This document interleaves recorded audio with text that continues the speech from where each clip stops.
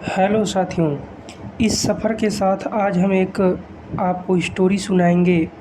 जो यह स्टोरी केरल में एक मन्नार स्थान पड़ता है वहाँ की है।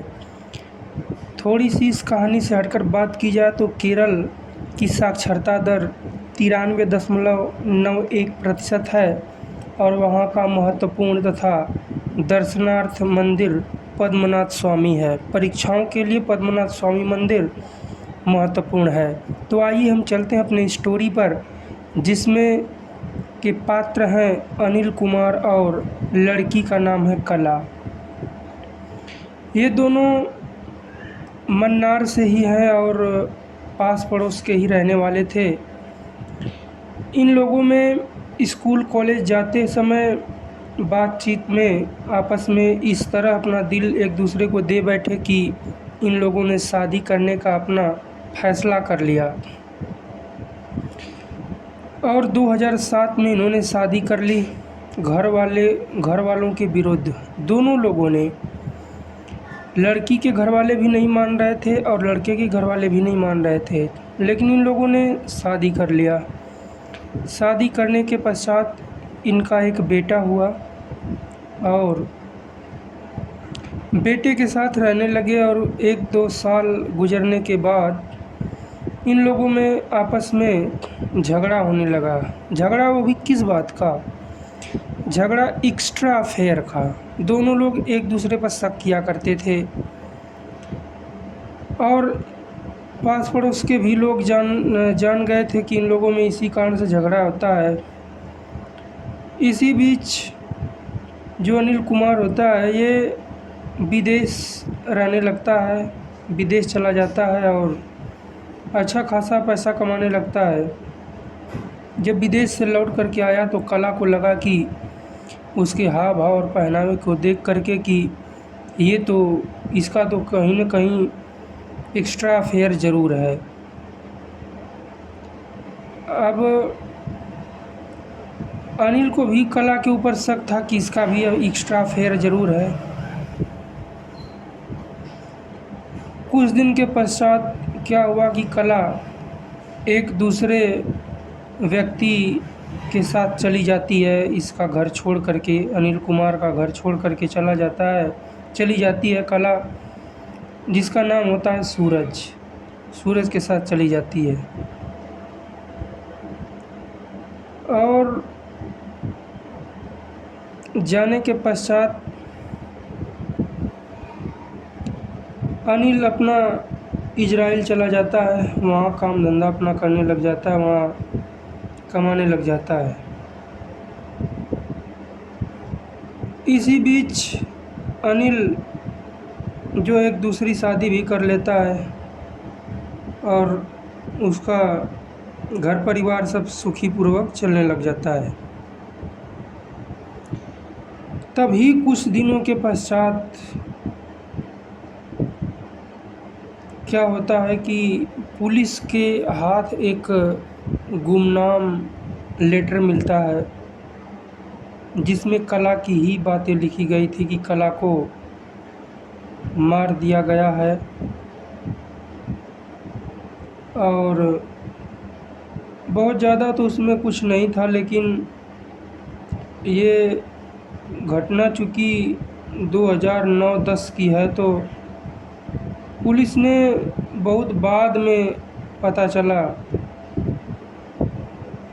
और ये भी जब पुलिस ने इस गुमनाम लेटर की तफ्तीश की, उसकी जानकारी इकट्ठा करने की कोशिश की, तो उन्हें लगा कि कहीं ये गलत भी हो सकता है। लेकिन पुलिस के हाथ ये मैटर चढ़ा था, तो हालांकि वो अपनी जांच में लगे हुए थे और पता करने की कोशिश की गई, तो धीरे धीरे पता हुआ। कला नाम की जो लड़की थी उसके घर भी गई पुलिस। जब वहाँ से बातचीत हुई तो घर वालों ने बताया कि जो कला है ये हम लोगों के इच्छा के विरुद्ध अपने इच्छा से शादी की है और वो चली गई है। उसका झगड़ा भी हुआ था, एक बार यहाँ आई भी थी, तो पुलिस उसे यहाँ से लेकर भी गई।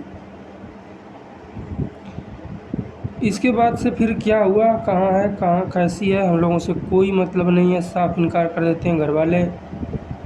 उसका भाई रहता है एक, वो भी इनकार कर देता है। तो पुलिस को कोई ख़ास सबूत इस प्रकार से इकट्ठा ना मिले, तभी जो सूरज था, इसके दो अनिल के ही 3 दोस्त थे जो कि कला को मारने में जो है हाथ इन्हीं 3 अनिल को लेकर के, और 3 दोस्त 4 लोग थे, उसी में हाथ था। तो कला तो है, अनिल तो है इजराइल, बात कैसे पता चले।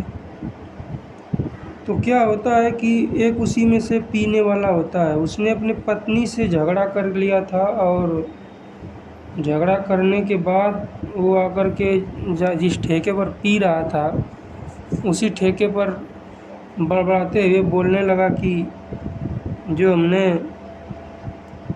कला का हाल किया था बहुत पहले, वही हाल लगता है इसका भी करना होगा। अपनी पत्नी के बारे में बोल रहा था। तो वहाँ पर काम करने वाला एक साधारण सा आदमी था, उसने सुना,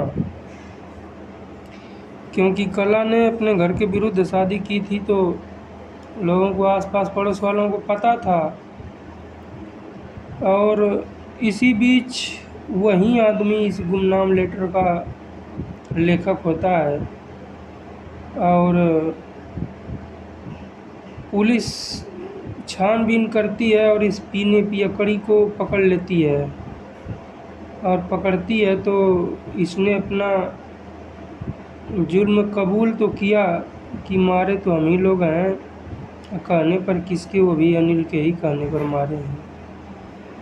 अनिल के ही घर के बगल में सेप्टिक टैंक था, वहीं पर मार करके उसे दफनाया गया था।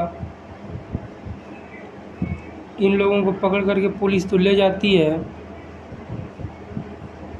लोग तो समझ रहे थे कि कला जो है चली गई अपने प्रेमी के साथ, लेकिन वो प्रेमी इतना घिनौना निकला, इसका कोई हद हिसाब ही नहीं लगाया जा सकता। अपने प्रेम के जाल में फंसा करके किसी की ज़िंदगी ले लेना, यह कहाँ तक का न्याय है। आज भी वो इजराइल में है, इस केस की सुनवाई अभी जारी ही है। वो जैसे ही इजराइल से आता है, उसे पुलिस अवश्य पकड़ेगी। इस कहानी में आपको क्या लगा? अपने माता पिता के विरुद्ध जा कर के लड़के लड़कियां भाग कर के शादियां कर लेते हैं, जिस पर भरोसा करते हैं, वो एक नंबर का घटिया इंसान निकला, उसने ज़िंदगी ही ले ली। हाँ, लेकिन लड़की ने गलती की थी कि इतने बरस तक जिन्होंने पाला पोसा सब कुछ किया, उनका भरोसा तोड़ करके एक अन्य गैर पर भरोसा कर लिया, यही गलती किया। तो दोस्तों, इस कहानी को सुनाने का मतलब, हमारा मकसद ये नहीं कि किसी को परेशान करना है, किसी का दिल दुखाना है, नहीं। इस घटना को सुनाने का मकसद है कि हमारा राष्ट्र, हमारा देश, हमारा समाज जागरूक बने, ऐसी घटनाओं से सीख ले। खास करके युवाओं से, युवतियों से निवेदन है कि अपने माता पिता के विरुद्ध ना जाएं। हाँ, यदि कुछ गलत हो रहा है तो उसका विरोध ज़रूर करें, कोई भी बात हो खुल के कह दें। धन्यवाद दोस्तों, मिलेंगे हम अगली कहानी में एक और कहानी लेकर के, जो आपको एक नई सीख और एक सोचने के लिए एक नया तरीका प्रदान करेगी। मिलते हैं हम अगली कहानी में, तब तक के लिए धन्यवाद।